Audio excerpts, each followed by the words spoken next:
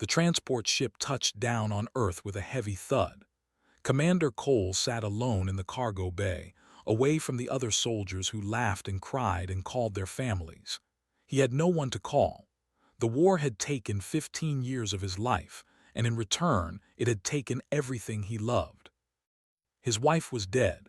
3 years ago, a strike force had bombed New Geneva. She had been teaching children at a school when the sky turned to fire, had been 3 star systems away, fighting the very enemy that killed her. He never got to say goodbye. He never got to hold her one last time. All he had was a medal they gave him and words that meant nothing. "Welcome home, hero," they said. Did not feel like a hero. He felt empty. The military offered him a parade, a promotion, a desk job training new soldiers. He refused everything. He signed his discharge papers and disappeared within a week. He bought a small cabin in Alaska, far from cities, far from people, far from memories. The cabin sat at the edge of a frozen lake, surrounded by pine trees that whispered in the wind. It was cold and lonely, and that was exactly what wanted. For 3 months he lived like a ghost. He woke up, chopped wood, ate simple food, and stared at the fire until sleep took him. Sometimes he dreamed of her warm smile and soft hands. Sometimes he dreamed of the war, of burning ships and dying friends. He always woke up alone. One morning, his food supplies ran low. He had no choice but to visit the nearest settlement. It was a small town that had grown after the war ended, filled with refugees from destroyed colonies and veterans looking for quiet. Pulled his hood over his face and walked through the muddy streets, hoping no one would recognize him. The general store was his first stop. He grabbed canned food, coffee, and ammunition for his hunting rifle. The shopkeeper, an old woman with kind eyes, tried to make conversation. "Cold winter coming," she said. "You living out by the lake must be lonely out there." "I like lonely," replied. He paid and left before she could say more. On his way back to his vehicle, he passed the refugee processing center. It was an ugly building made of gray metal, with long lines of aliens and humans waiting outside. Most refugees were from border colonies destroyed in the war. They came to Earth hopping for safety, but many found only suspicion and hate. Was about to walk past when something made him stop. Near the entrance, a small group had formed. 5 men surrounded a woman and 2 children, blocking their path. The men wore black jackets with a red fist symbol on their backs. Recognized it immediately. The Sons of Terra.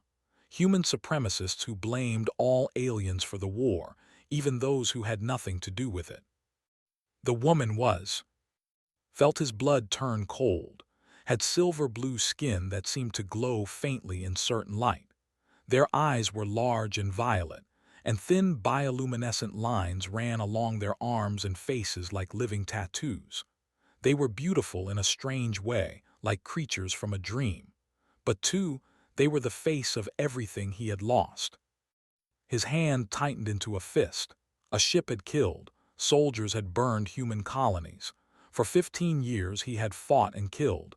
The hatred ran deep in his bones. But then he looked closer.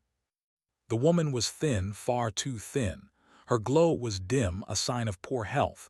Her clothes were torn and dirty. She held 2 children close to her body, shielding them from the men. The children were strange. They had the markings, but their features were softer, more human, mixed blood, half-breeds. "Go back to where you came from," one of the men shouted. He was big, with a shaved head and cruel eyes. "Earth is for humans. Your kind isn't welcome here." "Please," the woman said. Her voice was soft and tired. "We have documents. We are refugees. We mean no harm." "Refugees," another man laughed. "Your people bombed our cities, killed our families, and you want us to take you in."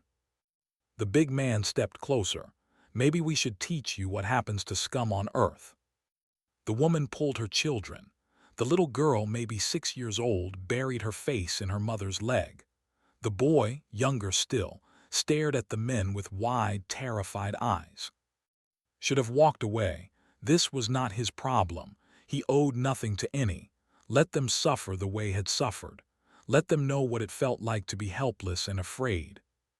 But the children had done nothing. They had not bombed cities or killed soldiers. They were just small and scared, clinging to their mother in a world that hated them for the blood in their veins. Thought of, she had been a teacher because she loved children. She believed every child deserved kindness, no matter where they came from. If she could see him now, standing in the cold while children trembled in fear, she would be disappointed in him. That thought hurt more than any wound he had ever received. Before he knew what he was doing, walked toward the group. His boots crunched on the frozen ground. The men turned to look at him. "Walk away, friend," the big man said.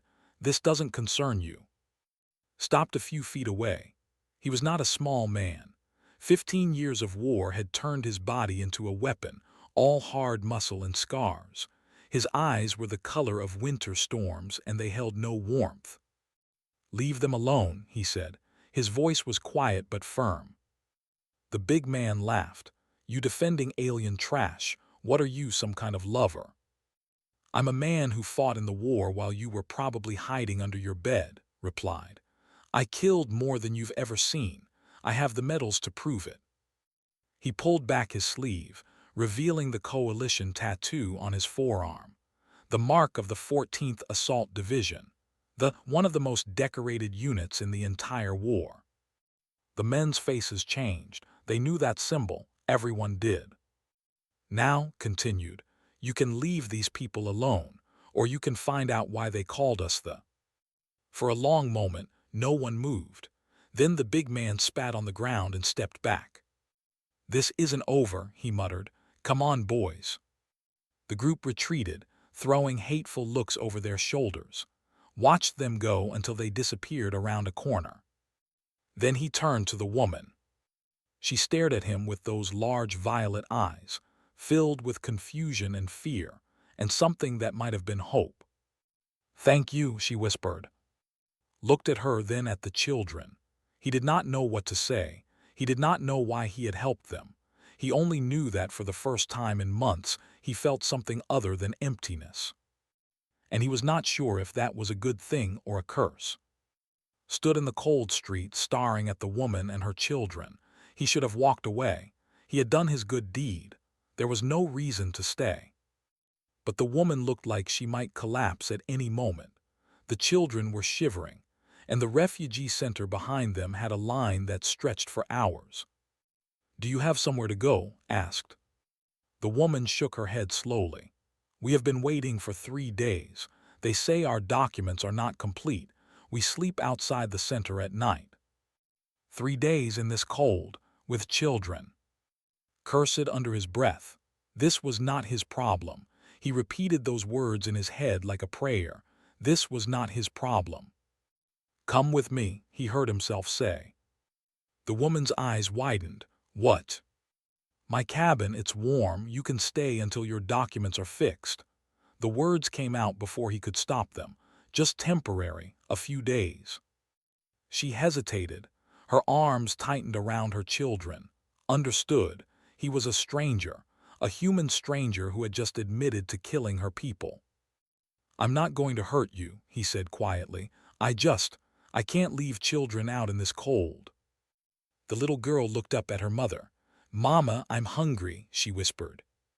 That simple sentence decided everything. The woman closed her eyes for a moment, then nodded. "My name is Ra," she said. "These are my children," and he led them to his vehicle without another word. The drive to the cabin took an hour through frozen roads and thick forests. Ra sat in the back with her children, watching the landscape pass with tired eyes, pressed her face against the window, curious about the snow and trees, fell asleep against his mother's side. When they arrived, carried supplies inside while Ra helped her children through the door. The cabin was simple but warm. A fire crackled in the stone fireplace. There was a kitchen, a living area, and 2 small bedrooms. "You and the children can take the bedroom on the left," said. "There are blankets in the closet. Bathroom is down the hall." Ra stood in the middle of the room, looking around like she could not believe this was real. Why are you helping us? Paused, he did not have a good answer. I don't know, he admitted. Don't make me regret it. He cooked a simple meal, soup and bread, nothing fancy. But when he placed the bowls on the table, the children ate like they had not seen food in weeks.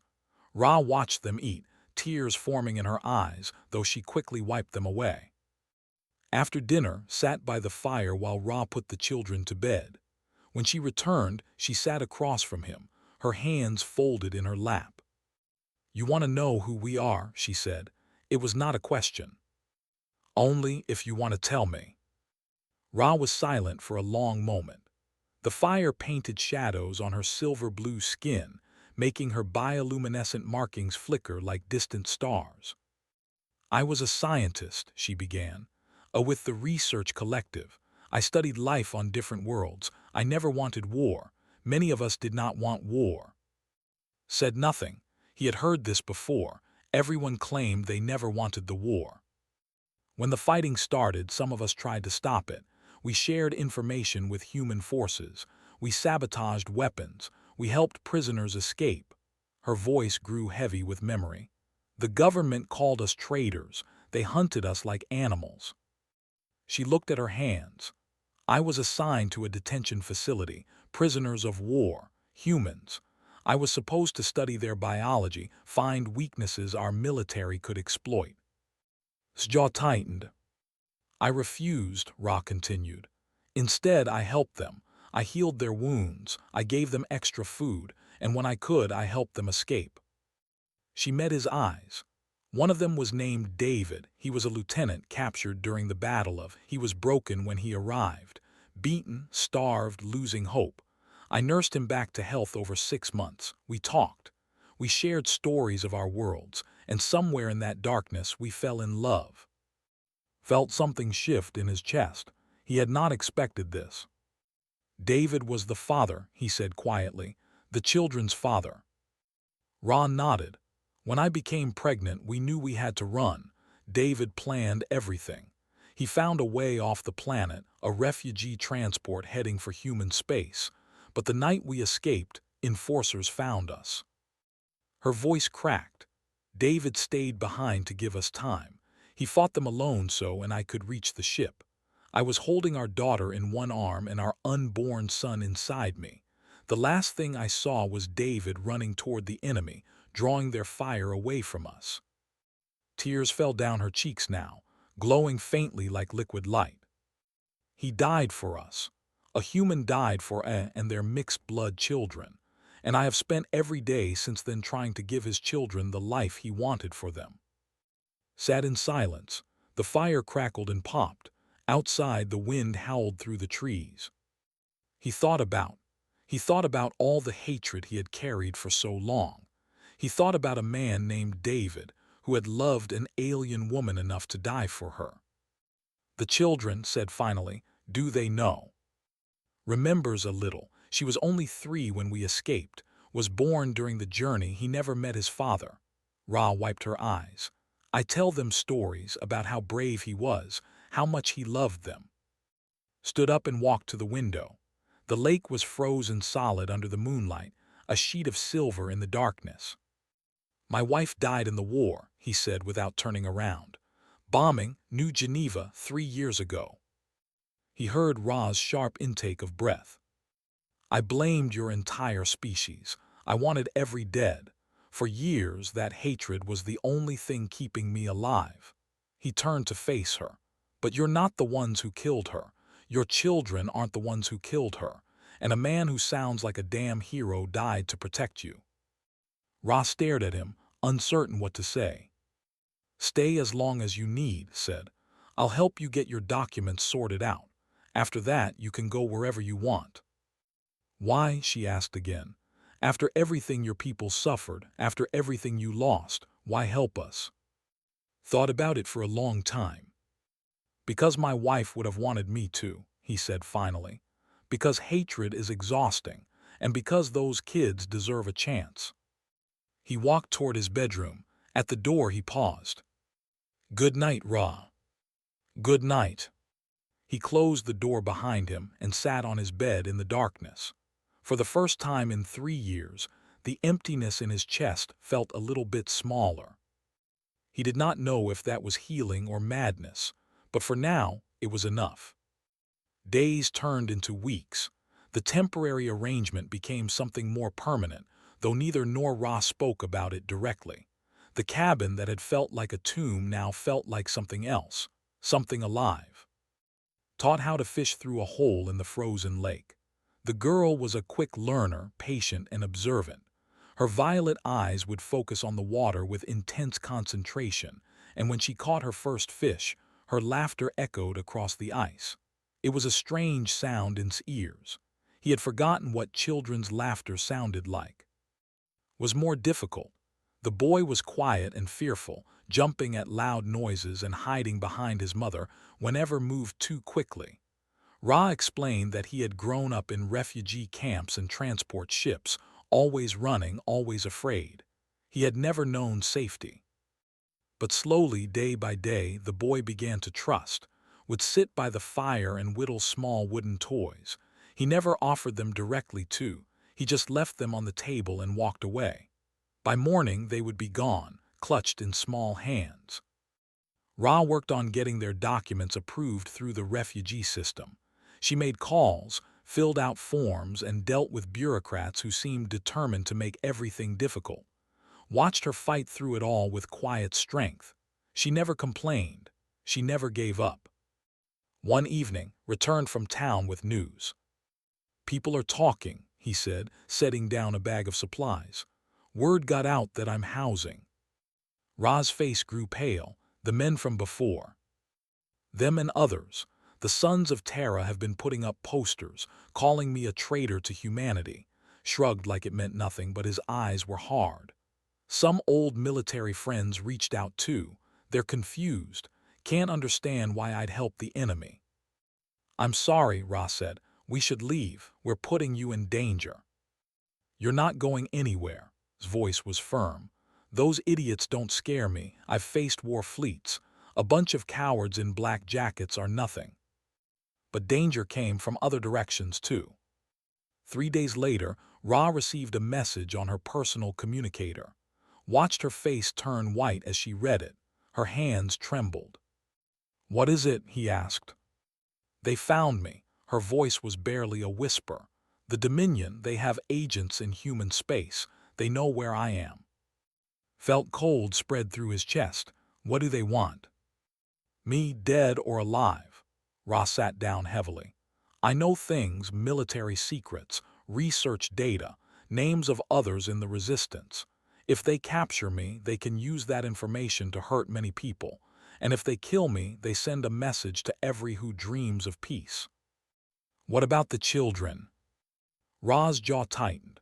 "There are groups, human and alien. They want to study hybrid children. They see and as specimens, useful for understanding how human and genetics combine." She looked at him with desperate eyes. "I would die before I let them take my children." Walked to the window.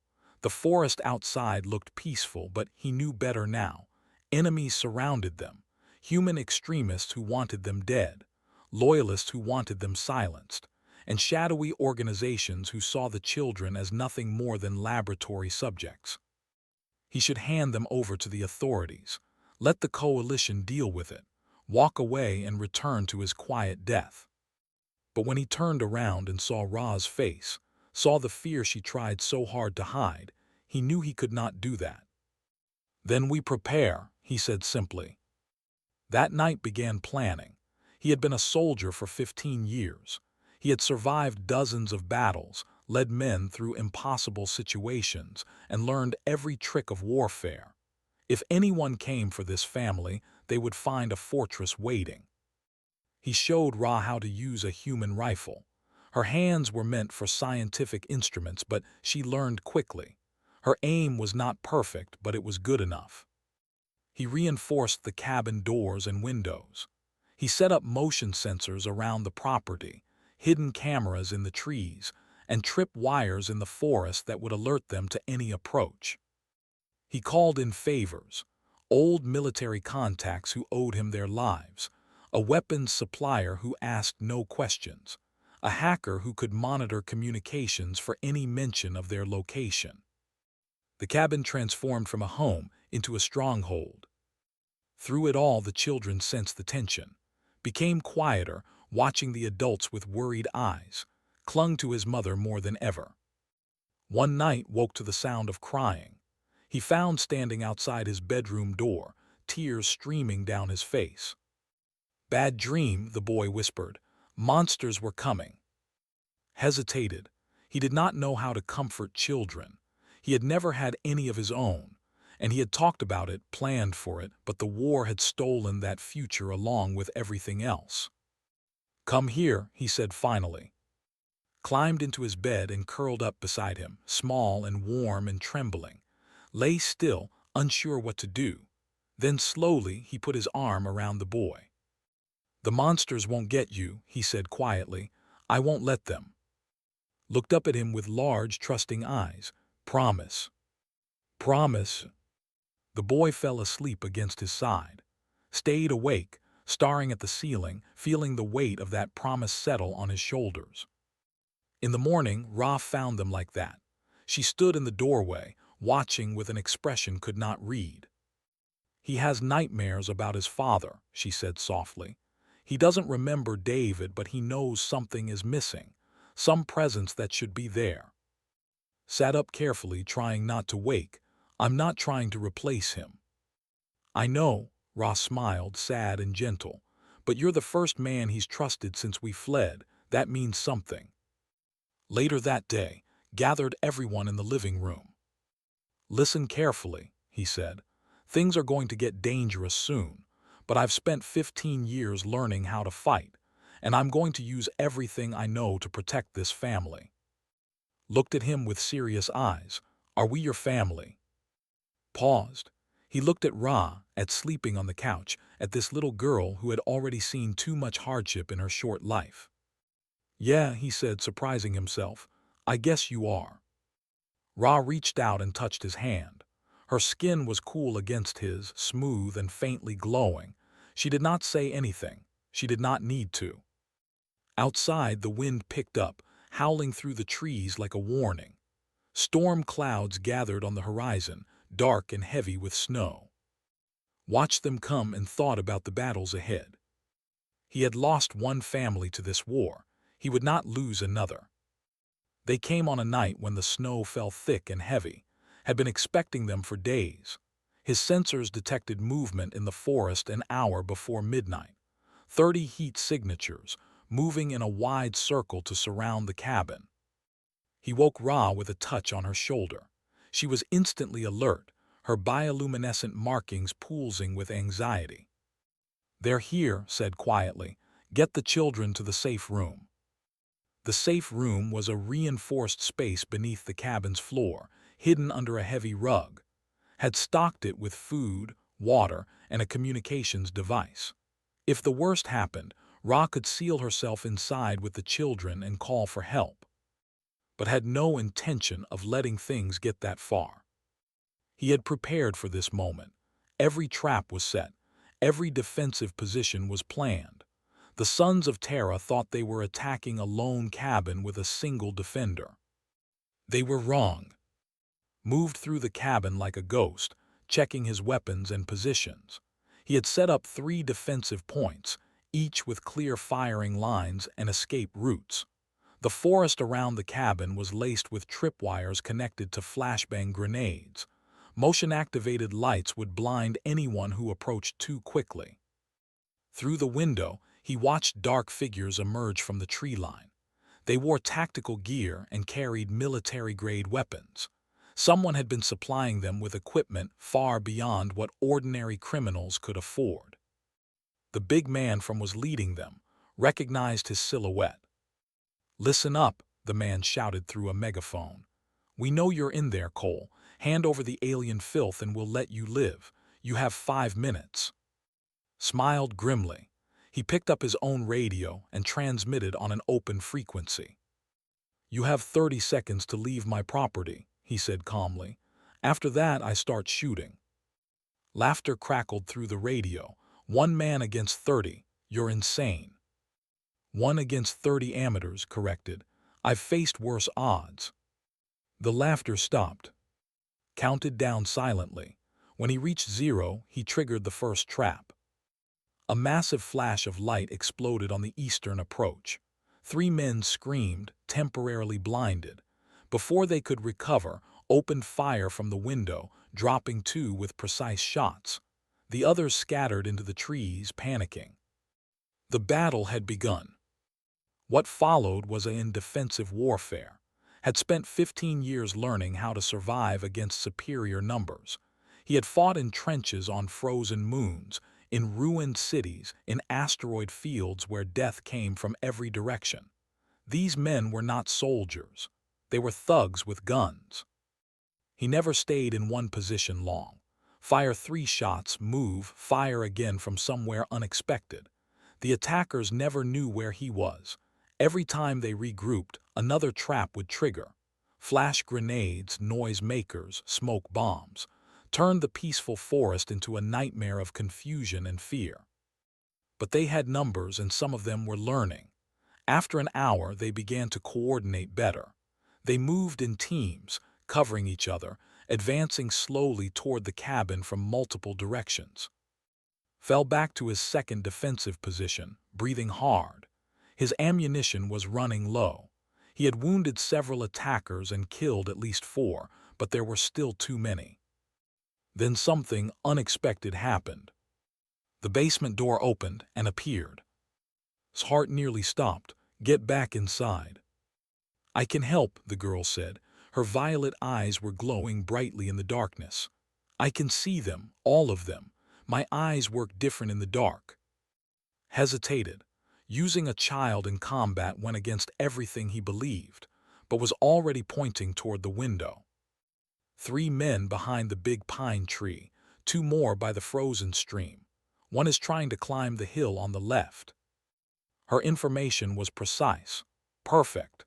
Night vision was legendary. They could see heat signatures and movement that human eyes would miss completely. Stay down, ordered. Tell me what you see, but stay down. Nodded seriously and crouched behind an overturned table. For the next hour, she became his eyes. She told him where every attacker was, how they were moving when they were about to fire. Adjusted his strategy, picking off isolated targets, creating confusion, making the Sons of Terra believe they were facing multiple defenders. Then Ra's voice came over the internal communicator. I intercepted their radio traffic. Coalition forces are on their way. Someone in town called for help, but they're still 20 minutes out. 20 minutes, an eternity in combat. The attackers seemed to sense that time was running out. They launched a coordinated assault, 15 men rushing the cabin from all sides at once. Fired until his rifle clicked empty, then switched to his pistol. Ra emerged from the basement with her own weapon, firing at shapes in the darkness. And then, incredibly, small voice came over the radio. Hello, is anyone there? Realized with horror that the boy had found the emergency communicator. He was broadcasting on the Coalition emergency frequency. This is the coal cabin, said, his voice high and scared but determined. Bad men are attacking us. Please help. My mama and need help. Static crackled. Then a woman's voice responded. This is Captain Coalition Response Unit. We're 5 minutes out. Hold on. 5 minutes. They just had to survive 5 minutes. The final assault was brutal. Attackers broke through a window, met them with fists and a combat knife, fighting in the confined space of his own home. Ra covered the back entrance, her shots wild but effective, pulled her brother into the safe room and sealed the door. Took a bullet to the shoulder but kept fighting. He had taken worse wounds. He had lost friends. He had lost his wife. He would not lose this family. When Coalition aircraft roared overhead, their spotlights turning night into day, was standing in the doorway of his ruined cabin. Blood dripped from his wounds. Bodies lay in the snow around him. The surviving attackers were fleeing into the forest, chased by coalition soldiers. Captain approached him, her face a mixture of shock and respect. She had served under during the war. She knew what he was capable of. "Commander Cole," she said, "you look like hell." "I've been to hell," replied. "This was just a bad night." Looked at the cabin, at the woman emerging with 2 children clinging to her, at the carnage around them. "There's something you need to know," she said quietly. "This attack, it wasn't just local extremists. We intercepted communications. They were coordinated by someone with access to military intelligence. Someone wanted this family dead." Nodded slowly. He had suspected as much. But there was worse news. "Warships entered the system 6 hours ago," continued. "They're demanding the extradition of Ra.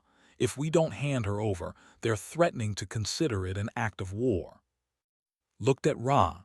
She was holding her children, her face pale but calm. She had heard everything. "What happens now?" she asked. Thought about it. He thought about the war he had fought, the wife he had lost, the family he had found, the galaxy that seemed determined to tear them apart. "Now," he said, "we fight a different kind of battle."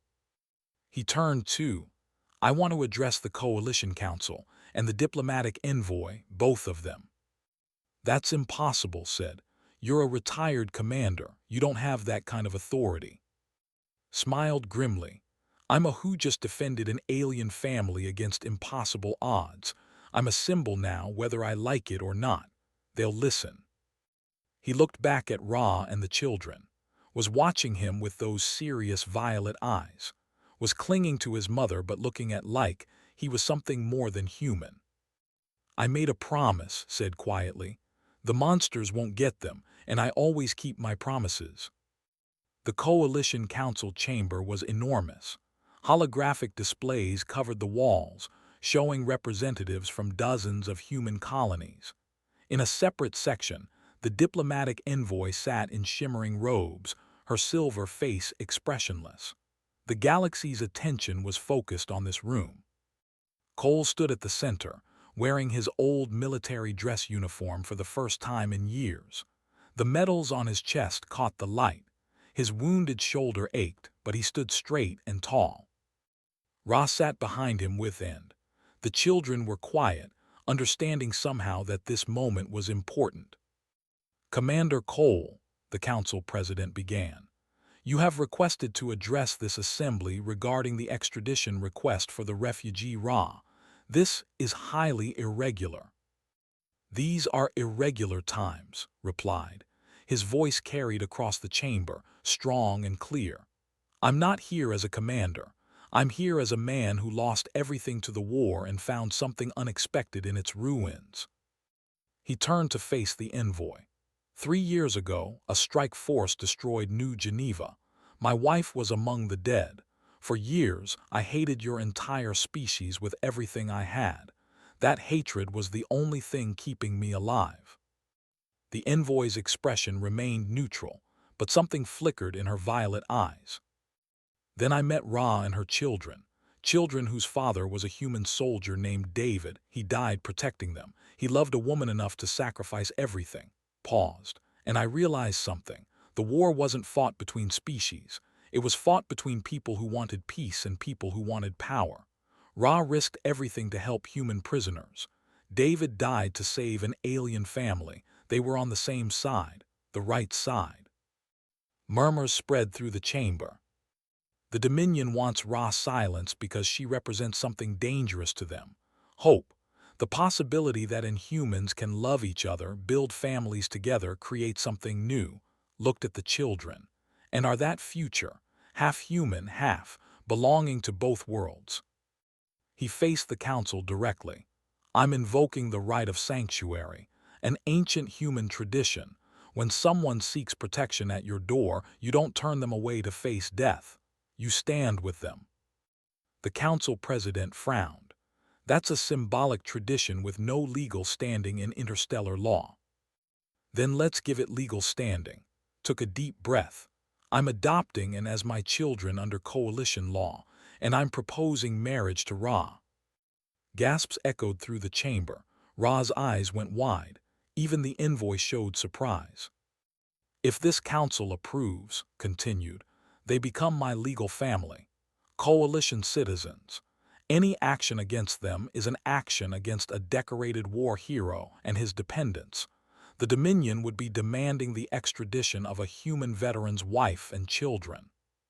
Silence filled the chamber. The political implications were enormous. The media was already broadcasting this across human space. Millions were watching. Turned to Ra. She was staring at him with those beautiful violet eyes, tears streaming down her face. "This isn't a trick," he said quietly, so only she could hear. "I know we haven't known each other long, but I care about you. I care about the kids, and I'll spend the rest of my life protecting you if you'll let me." Ra stood slowly. She walked to his side and took his hand. "Yes," she said simply, and ran to join them, grabbed Sleg, took her mother's hand. They stood together at the center of the chamber, a family formed from the ashes of war. The council president called for a vote. It took 3 hours of debate. War hawks argued that this would provoke the diplomats worried about setting precedents. But the image of that family, standing together against everything, had captured something in the human heart. The vote passed, 63 to 41. The envoy requested permission to speak. The chamber fell silent. She rose slowly, her robes shimmering like starlight. Her face was unreadable as she looked at Ra. "I had a human lover once," she said quietly. "During the war. He was a medic who treated wounded soldiers, ours and yours. He believed in healing, not killing. When the High Command discovered our relationship, they had him executed." Her voice cracked slightly. "I have carried that grief for 10 years.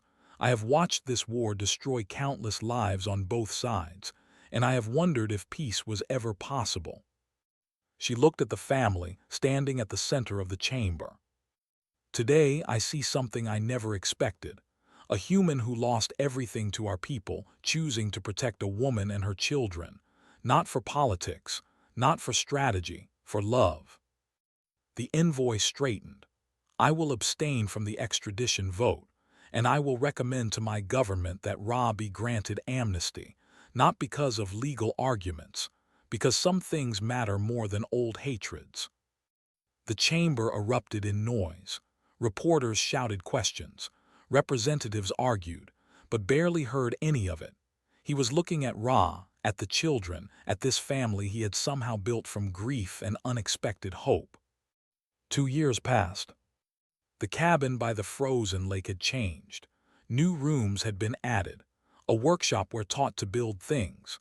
A study where Ra continued her research, now working with human scientists on medicine. A classroom where taught other refugee children, human and alike, about both cultures. The world had changed too. Story had spread across human space. Other mixed families came out of hiding. Veterans who carried secret guilt began reaching out, forming support groups, questioning old hatreds. The first official human reconciliation program was established, with Ra as one of its directors. It was not perfect. There were still people who hated, still governments that resisted change, still wounds that would take generations to heal. But it had begun. On a spring evening, stood on the porch of his home, watching the sun set over the lake. The ice had melted. Birds sang in the trees. Laughter drifted from the yard where she was playing with and a group of mixed heritage children. Ra joined him, her hand finding his. Her bioluminescent markings glowed softly in the fading light.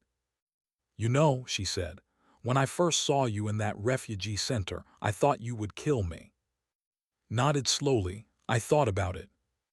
"What changed?" He watched the children play, his children now, by choice, by law, by love. "I remembered who I wanted to be," he said. "Before the war, before the hatred. I remembered that my wife believed in kindness, in second chances, in protecting those who couldn't protect themselves." He turned to face Ra. "Hating you wouldn't bring her back, but loving you, protecting you, raising these kids together. Maybe that means she didn't die for nothing. Maybe something good can grow from all that pain. Ra leaned into him. Humans are strange creatures, she said softly. The strangest, he agreed. They stood together in silence, watching their children play in the golden light of sunset. Somewhere out there, across the stars, others were watching too. Other families were emerging from shadows. Other hearts were opening to possibilities they had never imagined. The galaxy was vast and cold and full of old wounds. But in this small corner of Earth, in a cabin by a frozen lake, something new had taken root. Not through treaties or weapons or grand political gestures. Through one man's choice to love when hate would have been easier. Through one family's courage to exist in a world that did not want them. Through the simple, stubborn, deeply human belief that tomorrow could be better than yesterday. And that, more than any weapon or technology or military strategy, was humanity's greatest strength. The power to choose, the power to change, the power to love. Pulled Ra closer and watched the stars appear one by one in the darkening sky. For the first time in years, he was home.